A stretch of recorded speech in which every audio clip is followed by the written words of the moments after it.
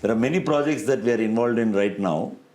One of the more successful ones, which is half under completion, is another piece of forgotten grey infrastructure in every Indian city called the stormwater drain, or the Nala, as you call it in North India, I think. Here we call it Raja Kaluve, which means King Canal in Tamil, in Kannada. Similar word in Tamil also. So these are actually originally built to carry excess stormwater, but over the years they have become carriers of illegal sewage. So when it rains, there's no place for the stormwater, and the whole area, because it's already full of sewage, and the whole place floods and creates a huge mess. And the sewage mixes with the fresh rainwater and pollutes large areas. And it's a blight on the cityscape. Property values next to a stormwater drain are half that of the next parallel road because of the incredible stink and nuisance of these stormwater drains, which are used for everything else except stormwater. They carry sewage, carcasses of dead animals. I've even found entire mattresses and sofa sets. People think it's a garbage dump. So we took a project recently about 2 years ago, which was supported by the then Chief Minister, Mr. Yediyurappa at that time, who said that let's take a pilot. Bangalore has 800 kilometers of these. So my grand idea was to come up with a project that Bangalore is the largest city in the world, not next to a natural feature. We have to qualify in something we are not also. Only what, you can't keep saying greatest for everything else, right? We are not next to any river, not next to any sea, not next to any mountain, not next to any nothing. We are actually a high point and the Bangalore slopes away from it, from the center. There's no reason it should flood at all. It's all downhill from one ridge.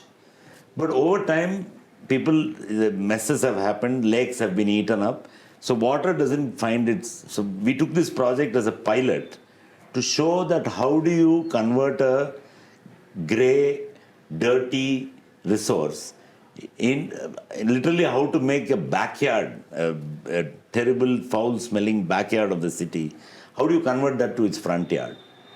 How do you make it a public place? How do you make something that people will be proud of? And how do you make a new open space? See, today, people's entertainment in India is, reduced to going to malls, where you're being forced to buy something. So my idea was, how can you create public places where there is no pressure on you to buy anything? There'll be Mumfali if you want. That's about it. Right? But you just enjoy nature, you enjoy something, and you also create a walking infrastructure. You are asking about cycling infrastructure. I'm saying that traffic-free, no vehicular traffic at all. How do you create walking and cycling infrastructure in the city? So this project tried to tick all these boxes at once. And curiously, it was successful. It had 10 reasons why it could fail. Okay, actually, the funniest thing is that 9 of those reasons have vanished. Only one remains. That of sewage entering the drain.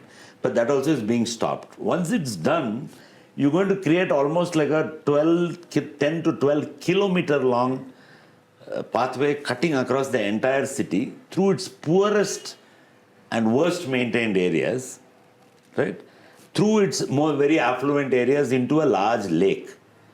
The success of the project till now is that we have stopped the sewage 90%, 80 to 90%.